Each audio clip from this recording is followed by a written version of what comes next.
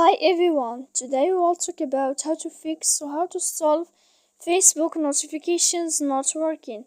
To know how to fix or how to solve Facebook notifications not working, you should just go to settings like this. We click. After that, in this page, we go to apps, default apps, app settings. When you will see this list, you will go down to find the application of Facebook and you will enter. Then in this page you will go to click for stop.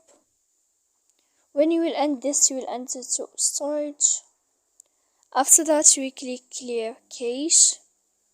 Then you will go to click clear data. And when you will end all this stuff here, as you see, you can update your application. So please don't forget to support us by like and subscribe. See you next time in another video, and thank you for your attention.